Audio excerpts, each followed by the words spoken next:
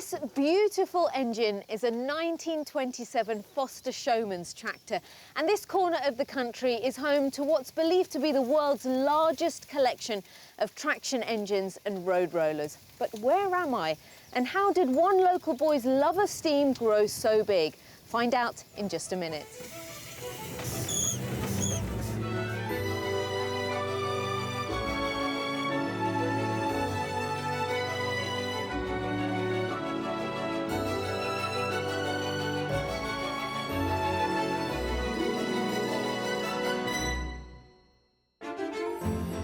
Today's escape is all about horses for courses.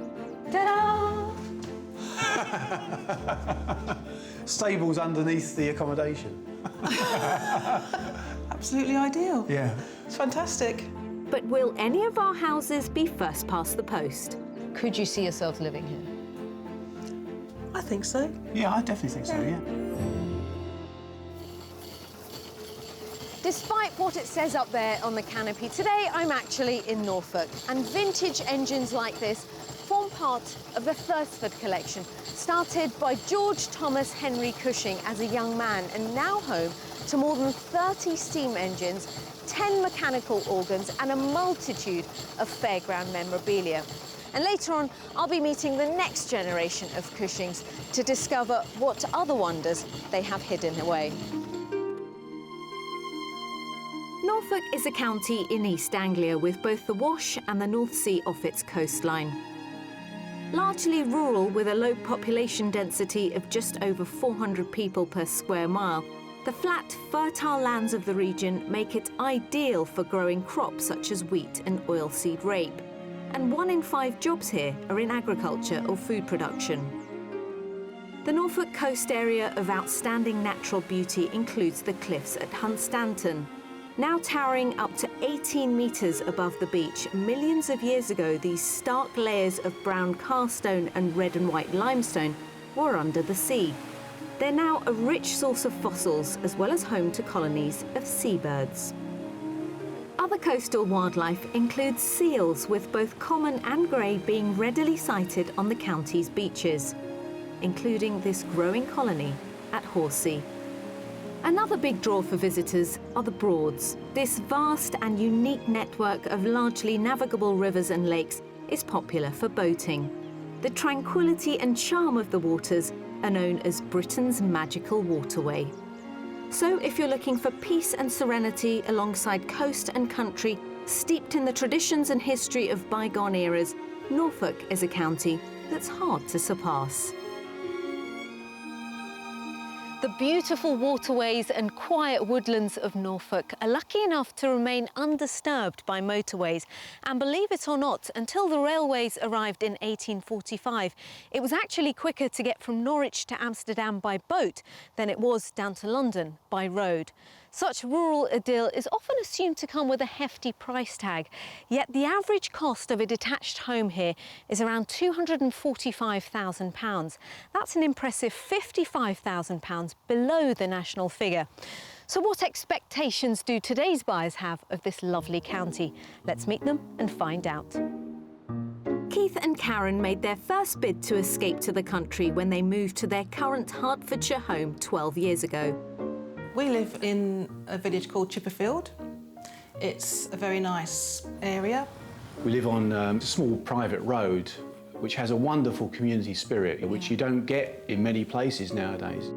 But now that Keith has finished work in the insurance industry and their sons have left home, it's time for an even more rural lifestyle away from the London commuter belt. So a lot of people who live here do commute into London. We just feel like there's something else, a new challenge waiting for us. I've always wanted to live in the countryside, and I've always felt a big part of the countryside, and I just like to have it around me. It's not just the countryside they want directly around them. These animal lovers will be bringing a few four-legged family members along for the move. Karen has 2 horses. One of our dreams, if you like, has always been to have the horses outside the back door so you can just walk out to the horses. We've got 6 whippets, which we keep at home. They're racing whippets, and we used to race them quite competitively at one time. They're a massive part of our lives, you know, they're almost like children, is what I would say. And one of the reasons to move to a new location is to give them a bit more space to run around in. And when it comes to finding a rural retreat for 2 humans, 2 horses and 6 dogs, there's just one county Keith and Karen have in mind. North Norfolk is the area we're looking to move to, around the King's Lynn area. It's an area that we've holidayed with the children when they were younger. Our pound goes further in Norfolk than it would do in the area in which we're in. It will give us an opportunity to live the dream that we've always wanted to have. Part of the Norfolk dream is having time to be creative. I do enjoy painting. I have a studio in the garden at the moment, and I'd really like to be able to spend more time doing that in the new house. I quite like to learn a new skill and learn about gardening and growing vegetables. I've not had so much time to devote to it when I was working, so I want to spend more time doing that. But most of all, it's about realising a lifelong plan. It's always been our ambition to have a place with land and to have the horses at home, and to have other animals as well if we can. And now's the right time. We want to have a new experience in our life while we're still young enough to enjoy it, really. Keith and Karen want to concentrate their search in the north of the county, in the area around King's Lynn. But before we start looking at property, I'm meeting them in Norfolk to talk about their hopes for the move. Keith and Karen, welcome to Norfolk. Thank What's you. attracted you to this part of the country? We're just drawn to it, really. We've had holidays here for many years now, and it just seems a natural progression to sort of move here. What are you looking for in a property? We're mainly looking for a property that's got some land, because I've got 2 horses, so Okay. that is really important. And we've got 6 dogs as well. We're looking for something that's got stables and land for the horses and plenty of space for the dogs. What about the property itself? Well, we're quite open-minded. I quite like Georgian-style properties. And I don't mind a barn conversion. That would be interesting for me to see. You know, we quite like modern style inside. But that's not to say if you found a house that needed some work, we would definitely consider thinking about doing some work if we had to. We'd like an ensuite bathroom for our room, but not bothered about whether that's the case or not. So fairly flexible, I think, is what you'll find us. How important is location, community around you? That's fairly important, actually. Yeah, we don't want to be completely isolated, but on the other hand, we don't want near neighbours. OK, remind me of your budget. Our budget is £850,000. OK, well, let's go and find you a house. Lovely. Thank you. So for a top budget of £850,000, Karen and Keith are flexible on the accommodation in the house, but must have enough land for their 2 horses, as well as a dog-friendly garden. They want a private location away from a main road, but with easy access to a community. And they are open to doing some work. We've found a real variety of incredible properties to meet their needs, and at each, I'll be getting them to guess the asking price before I reveal it. And the final offering will be our mystery house, which could really test just how far they'll go to get the land they're after.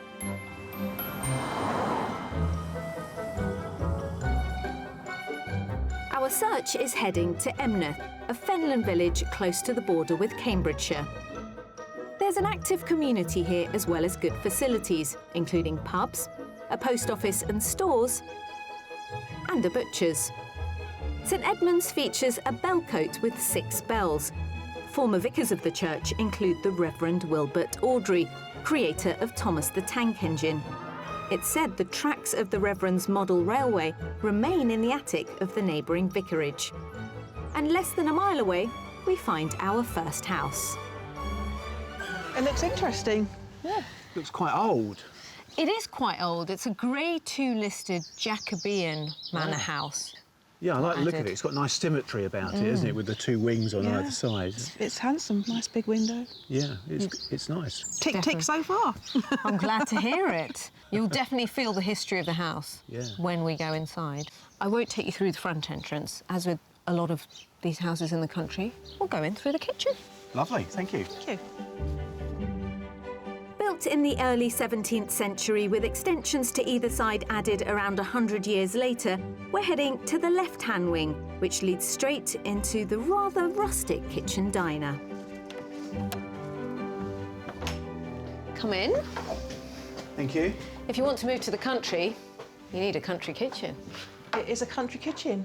Very homely. It's fantastic, isn't it? Quite lofty ceilings as well. I wasn't expecting that, being a Jacobean house. I thought it might have lower ceilings. And the range over there I can see in the Yeah, it's a real archway. feature, isn't it? And room for a big table. Yeah, which is fantastic, yeah, for the family. And you've got a utility room as well, which you could use as a boot room too, so another place where you can clean Very up the dogs. useful. And there's a really nice conservatory over there where the dogs can chill. They would like that, yeah. They'll spend a lot of time out there, no doubt, I'm sure. Yeah, but there's plenty of other rooms to have a look at.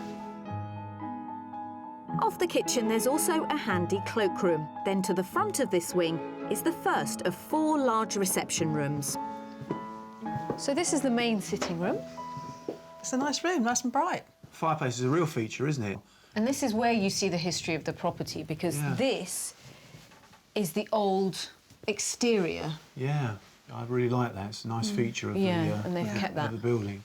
It's a good sized room. Yeah, very nice. It's not too small, it's not too big, it's just right. Big size. I can imagine spending some nice evenings in here in front of the fire. Yeah, Lovely. definitely. No, but this isn't the only reception room. Okay. There's plenty more. Follow me. Right. There's also a formal dining room. What an amazing room. It's beautiful. Fireplace, just incredible. It's got a lot of history to it. You can see that, hasn't it? Yeah. Yeah, it's lovely. Yeah, like it a lot. And then next door they've got what they call a music room because there's a piano in there. At the end, they've got a study. Right. But you've got a lot of options. Would you use this as a dining room? It's up to you. Yeah. Yeah, it's a beautiful room, though. Very nice. Should we head upstairs? Let's do that. So bags of character and space on this floor. Stairs lead up to the 4-bedroom accommodation. Over the kitchen sits a large guest bedroom with ensuite facilities. Next to this, the family bathroom with a roll-top bath serves 2 further bedrooms. One is currently used as a twin, and the other has its own wash basin. That leaves the entirety of the other wing for an extremely generous suite for Keith and Karen. In here is the master suite. So you've got the ensuite over there. Right. And then the master bedroom. It's a big room, isn't it? It's great, it's dual aspect. Great views out the front there. We weren't expecting we'd get a big bedroom, as big a bedroom as we got at home, so it's fantastic to have that. Could you see yourselves living here?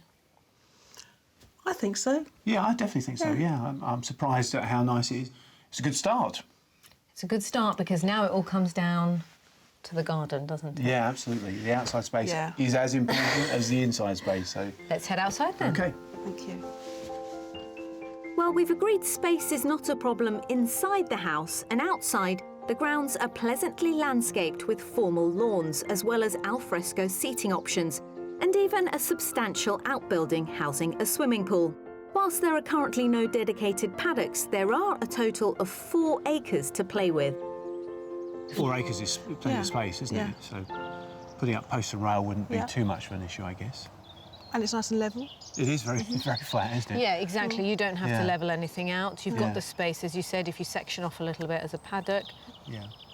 But it's nice. It's a nice big area, it's isn't beautiful. it? And very nicely landscaped at the moment. Yeah. Yeah. There's lots of possibilities. So, how much does it cost? Good question. It's time to guess the price. You go first. Well, our budget's $850. I mean, it's a lovely house, so I reckon $795. I'm thinking more, a bit lower, $750. It's actually currently on the market for £650,000. Wow. Really? Yes. That's exciting, yeah. Yeah, it's amazing. Yeah. Didn't realise, you know, you could get so much for your money in this area. Would you want to have another look around the house, and then I will meet you out the front. OK. OK, thank you. Thank you. Thank you. Should we go and have a look at the pool house? I'm so pleased they love it, because it's a real opportunity when you consider their budget. So, fingers crossed, it's a great start.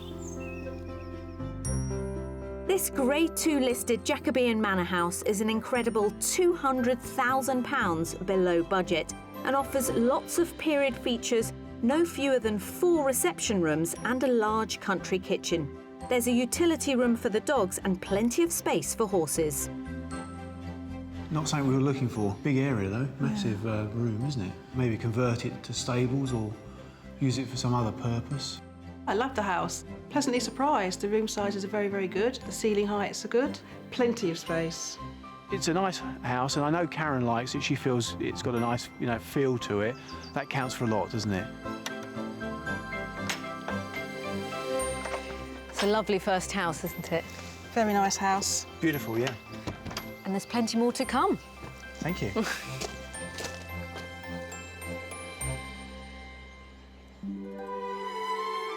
Norfolk's low population density and unique habitats make it a haven for wildlife. One of the rarest seals in the world, the grey, lives along the county's stunning coastline. Almost half of the world's grey seals are found in the UK, so caring for them is of global significance. The good news is that this breeding colony saw record numbers of births last season. But with over 1,000 pups born here at Horsey, there are now more seals needing support. So we're sending animal lovers and fans of all things Horsey, Keith and Karen, to a wildlife rescue centre to meet RSPCA supervisor Joe Mead, who's helping orphaned, sick or injured seals from Norfolk and beyond. How many seals do you have here at the moment, Joe? We've got roughly about 50 seals at the moment. Some of them are still quite poorly in our isolation unit. Some of them, like these guys out here, are just fattening up ready for release. So why are they here, Joe? For a variety of reasons. They can get separated from their mum. Many of them have come in where they're a bit older and they develop lungworm, so we treat them for that. And members of the public kindly phone us and we take them in and rehab them. We do really well with seals. They're very resilient animals. Obviously, not all of them make it. Sometimes when they come to us, they are so sick that they don't make it, but a majority do. The centre manages to rehabilitate 80% of the seals that come here, with most staying for 3 to 5 months before they're released back into the wild. There are 3 stages prior to release. The first is the isolation unit, where injured seals are treated, before they move on to stage number 2. OK, so come in. These are our intermediate pools. So this is where the seals come when they're well enough to come out of the isolation unit. So they come here for a bit of exercise, fatten up a bit, and before they go outside. We have a very strict regime on how we deal with them, so it's vital that we move them through the system as quickly as possible, because we've always got new seals coming in, and it's very labour-intensive. They're really hard work. And what care do they need? Obviously, the regular feeding, regular weighing, and just keeping a health check on them. Our aim is just to build them up and get them nice and fat for release. The final stage is the outdoor pool. Here, each seal is fed 3 kilos of mackerel per day. Right, so if you want to just grab a few each and throw them, if you try and move them around the pool, throw them right at the back, then they'll...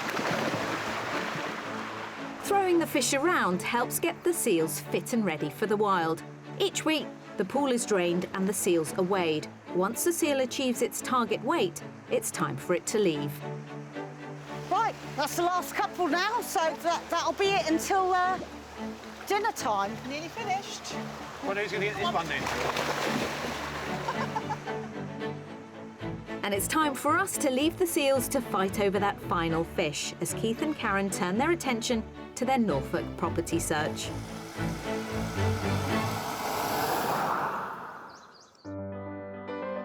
Our house hunt is taking us to Dersingham, a village close to the coast. Highlights include St Nicholas, one of the great churches of the 14th century, and nature lovers can enjoy Dersingham Bog Reserve. Facilities here include pubs, a bowling green, a variety of stores and a garden centre. The property we've come to see is on a hill that enjoys far-reaching country and coastal views on the outskirts of the village. Welcome to the farm cottage. Beautiful. Looks lovely from the outside. Yep, really lovely. I like the stone and the typical Norfolk roof tiles. Especially It must from be this side. deceptive. It is deceptive. It's a substantial home. They look really fantastic. And the outlook's great as well. Yeah, the views are And the to setting. die for, The aren't setting's they? fantastic. Yeah, beautiful. And I can see some outbuildings as well. You've already spotted them. What do you think so far, then? We'll looks- see more. Looks really attractive, I would say. Is, you know, a very typical Norfolk-looking property from the outside. Very attractive, so looking to see more inside, definitely. Let's go in. Yeah. Built in the 1800s, this property was originally 2 farm cottages, which were joined to create a sizable home that extends considerably behind. Still essentially 2 wings, the majority of the living space is found in the right-hand wing, with the front door leading directly into an open-plan living area of the house, which is currently unoccupied. Oh, right, OK. It's unfurnished. It's unfurnished. That means you just have to use your imaginations. Maybe it makes it easier to imagine your own things in. I Yeah, don't certainly, I can do that. know. You've got 2 reception rooms here. Yeah. And they've got the dining room there, but again, it just depends. I think these rooms, you can use them for whatever you'd like. And I like the brick exposed, and clearly a wood burner, which Yes. is fantastic for the winter. So it's got that open plan feel, really. Yeah, it does. And then we come into the kitchen. Nice big space. It's much bigger than I thought it was going to be, actually. Yeah. It looks reasonably well decorated. It looks like it hasn't been empty for very long, doesn't No, it? and it hasn't been, no. So, So far, so good. it looks nice. I like it. Fantastic. There's a utility room and a downstairs loo there. There's also a home office just through there. So OK. you don't have to worry about space with No, this I house. can see don't that. think. It's got plenty of space in here. Now, I did say there were 2 parts to the house. There are also 2 staircases. I'll take you up the main one. OK. So lots of versatile space in this period property. The rest of this floor also has a downstairs bathroom and rather a big surprise. But before I reveal that, we're taking one of 2 staircases up to the 6-bedroomed sleeping accommodation, which again is split into 2 sections. To the left is a self-contained annex with 2 bedrooms, but we're heading to the remaining 4 bedrooms in the other wing. Above the downstairs living space is a family bathroom that serves 3 guest bedrooms, a double, and 2 smaller rooms, one with built-in storage. And then there's the largest bedroom with ensuite facilities. There are 4 bedrooms in this part of the house. I will emphasise in this part of the house. This is the master Right. with the ensuite. Pop your head through. This is a nice sized room as well, isn't it? For me, this room and the selling point is the view. Yeah. I can picture us laying in bed. You bring me a cup of tea up. Well, that's normal. Yeah. It looks lovely. Really nice, actually. Yeah, I really like it. I'm a bit worried. What are you worried I about? can't afford it. Glad to know you like it that much. I do. And I've not even shown you the other part of the house. Let's go there.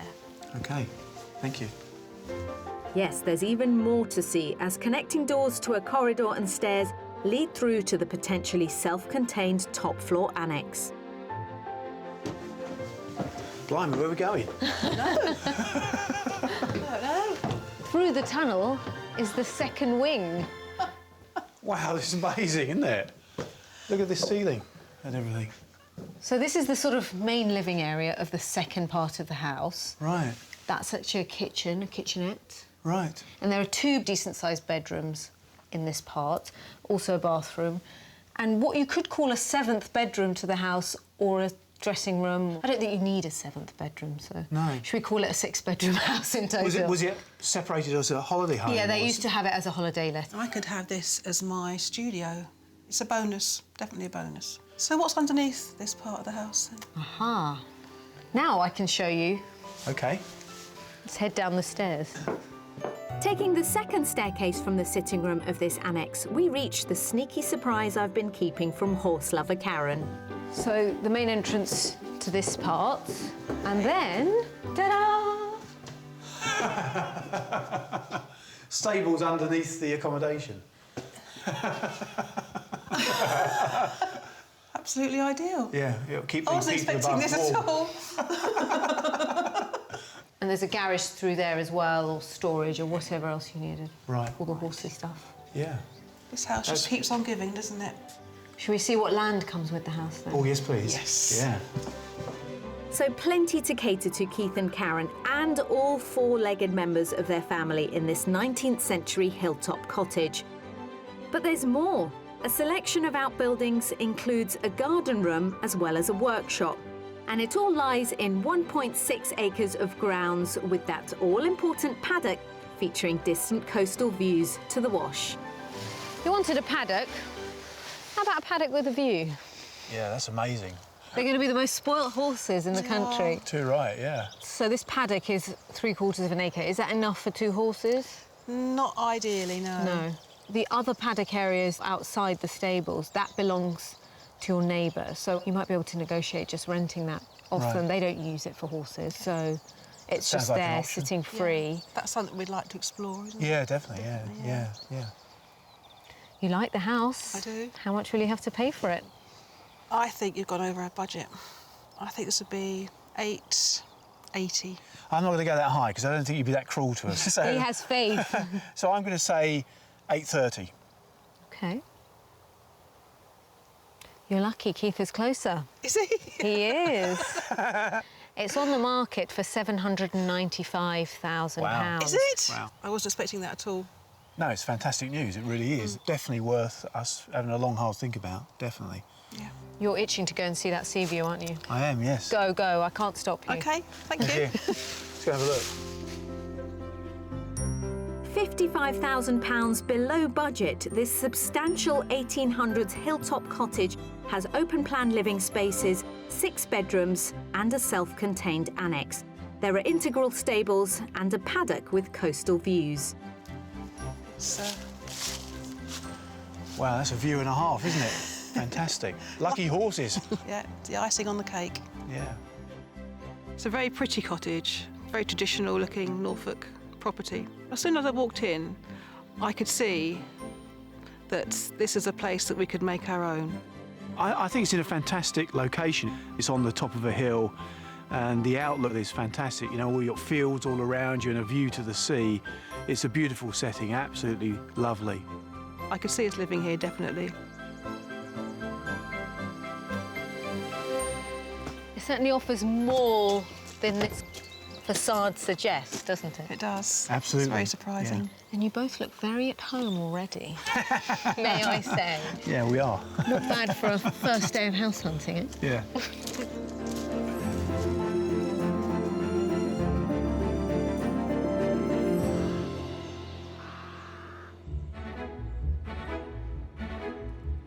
We're in Norfolk helping Keith and Karen from Hertfordshire find a house with land for their 2 horses and 6 dogs. We've already shown them some amazing property within their budget of £850,000, but there's more to see. And our mystery offering could be the outsider in the field, but will it have a winning finish? It has potential, yeah, and it doesn't faze me at all. No, you look very calm about all of this. Yeah. Fantastic. Plus, I get into the groove with a very special Norfolk collection. All you do is put it in the frame, like that. Right. Pull the frame down.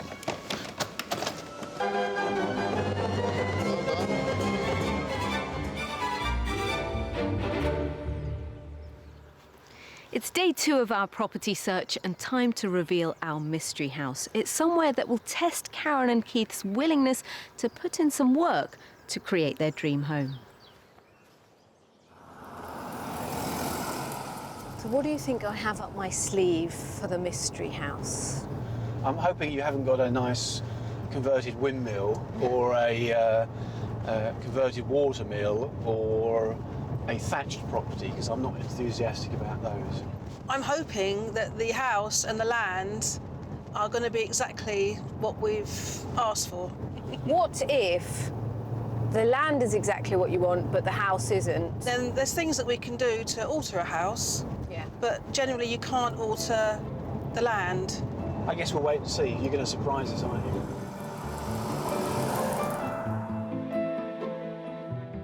Our mystery offering is located in the small village of Tilney All Saints. Nearby facilities found in the larger village of Tarrington St Clement include 2 pubs serving food, takeaways, a well-stocked hardware store and a vet. And just under 3 miles away in Tilney All Saints, we find our mystery house. That's a very handsome house. Very imposing, actually. It looks quite grand from the outside. Yeah, it's got a lovely facade to it. The first impressions are fantastic, actually. And then you've got the view out across the land, I guess, which I presume is all part of the property. But It is, and I know how important land is to you both. It comes with 5.5 acres that belongs to the property. Fantastic. And a lot of paddock space. Well, the amount of land sounds just right. It's really. perfect for the 2 horses and being right outside the house, so fantastic, yeah. Yeah, good. So far, so good, yeah? Yeah, excellent, yeah. Now it's time to reveal the mystery. Let's go inside. Okay, thank you. Karen has a love of Georgian properties, and this one has certainly impressed them with its land and exterior. A front door framed with Doric columns takes us via an elegant entrance hall into the large drawing room of this part-furnished home.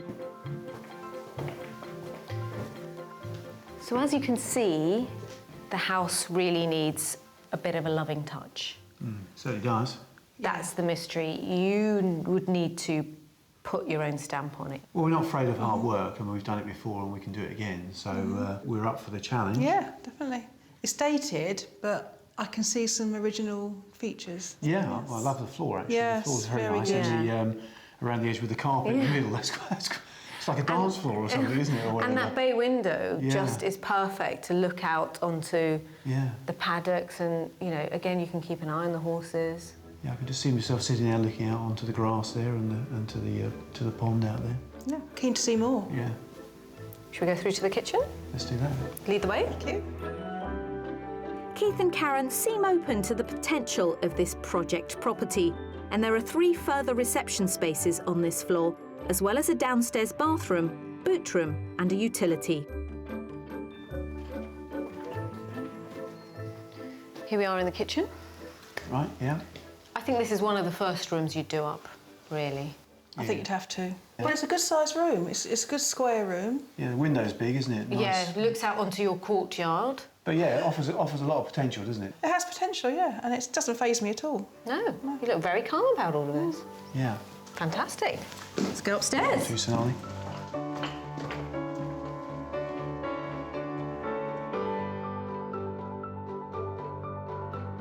Upstairs there are 6 bedrooms, and they're all served by a family bathroom. A large bedroom lies to the front above the drawing room and has windows to 2 sides. Then behind this is the largest of the 6 bedrooms with built-in storage. All these rooms are reached by a landing with rather grand proportions. And this, I think, is beautiful in itself. Almost another room, this hallway. Yes, It it's is. huge, this landing. Yeah, it's amazing, isn't it? You don't get this in a normal house, do you? No. Enough space for Keith and Karen inside, now to show them where their horses would be staying. Outside, a driveway leads to a courtyard surrounded by a variety of outbuildings. You've got 2 stables. You could turn the end part into a 3rd stable if you wanted another horse. That's the original tack room. Okay. So the current owners use this for their horses. 2 garages and some more outbuildings. Well, there's plenty of space, isn't there? Yeah. Even for Karen's, trailer for a horse as well would be fantastic. Oh, plenty of room. Yeah, Absolutely, yeah. Yeah. More than we'd need, so... more than we need. Yeah, happy. Definitely. Let's head where we started. OK, thank you. This house may come with the requisite land and outbuildings, as well as more than enough accommodation, but it is quite a renovation project, so I suspect Keith and Karen's final judgment will all come down to the price. What about the challenge of the mystery? Well, it is a challenge.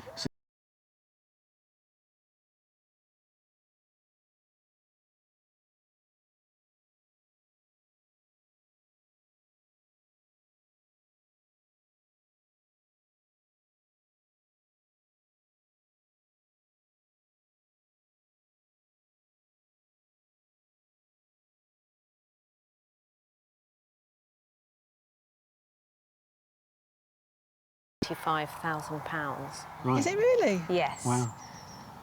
Yeah. I'm surprised again, you know. That's... Good value, I would have thought. Why don't you have another look around, have a chat, and I'll meet you in the courtyard. OK, thank you. Okay, thanks very much.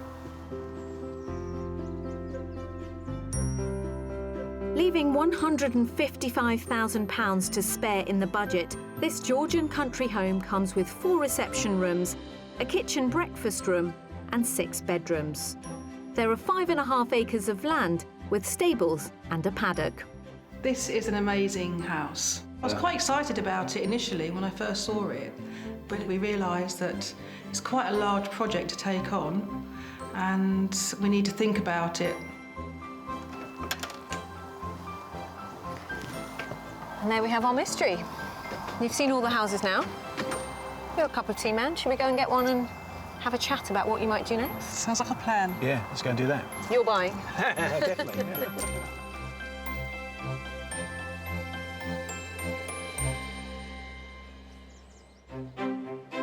The small Norfolk village of Thursford, just a few miles inland from the coast, is now home to a fascinating museum of vintage engines, fairground rides and musical organs.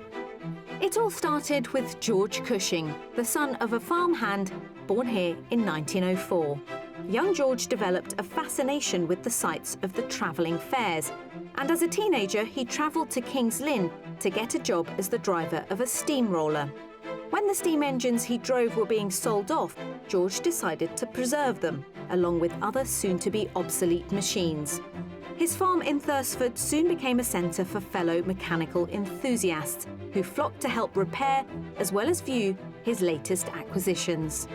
The collection, featuring 47 steam engines, is now in a museum cared for by his descendants, including grandson Charlie Cushing, who's on hand to tell me more about grandfather George.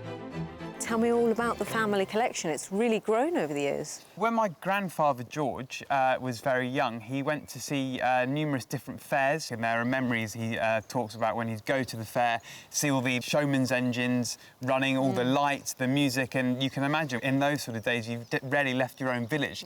To see all this wonderful sort of spectacle arrive, it was quite incredible. I think that's where that sort of initial passion was really instilled from quite a young age. When the engines were being sold for scrap back in the 1930s, they were being sold for some of them around about £20. And he went on to buy 3 of his most enjoyable engines that he really did love, and that was Alexander, Unity and Victory. How many members of the family have that passion for steam engines? Well, there's 3 of us involved in the business.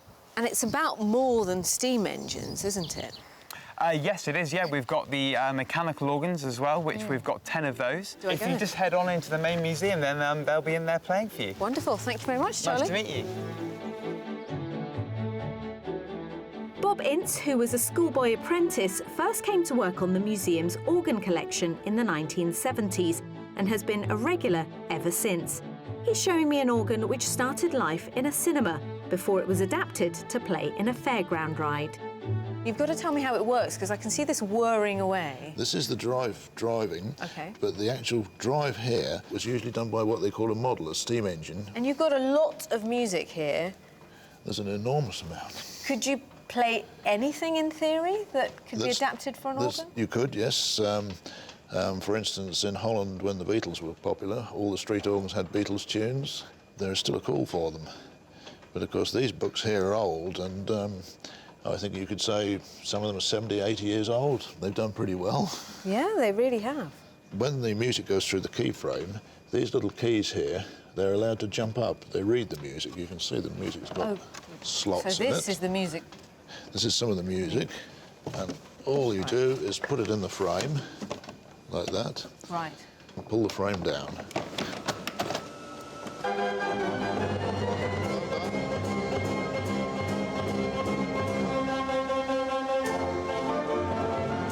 But the museum isn't only home to mechanical organs. Bob also helped to reassemble a mighty Wurlitzer, thought to be the 4th largest in Europe and rescued from a 3,000-seater cinema in Leeds. Organist Robert Wolfe regularly performs on the instrument and has promised me a private demonstration. So tell me what's so special about the Wurlitzer. It's just a magnificent-looking instrument. And I think once you hear it as well, it's just a powerful, unique piece of art. Designed to replace the pit orchestras that once accompanied silent movies, at the peak of production in 1926, the Rudolf Wurlitzer Company was shipping one of these magnificent instruments a day.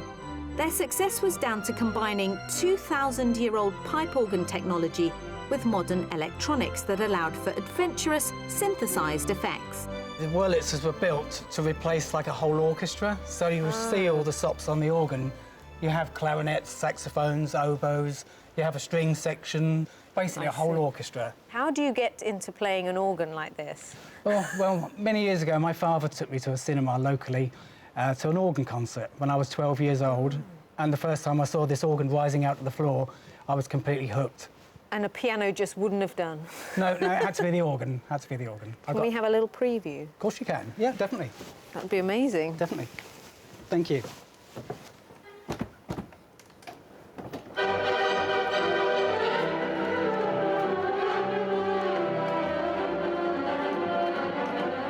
Robert first played here when he was 14, and almost 40 years later, it's easy to hear why this organ still has him hooked, enchanting audiences just as it has for generations gone by. Right, let's see if Keith and Karen like any of our properties enough to make a move.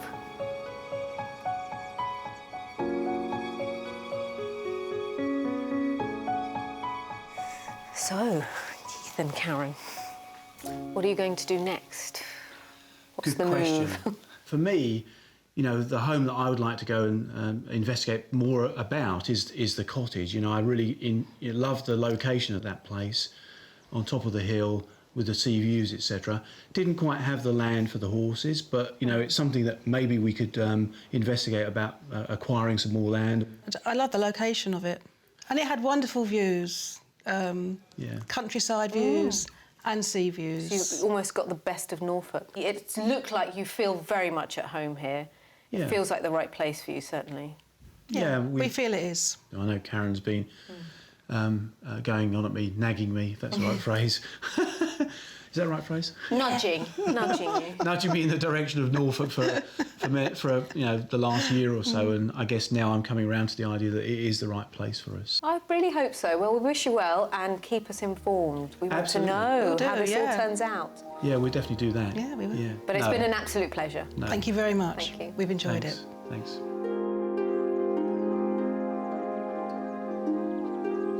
It's been a lovely couple of days of house hunting with Keith and Karen, and I'm so pleased that they'd like to explore at least one of our properties a little bit further.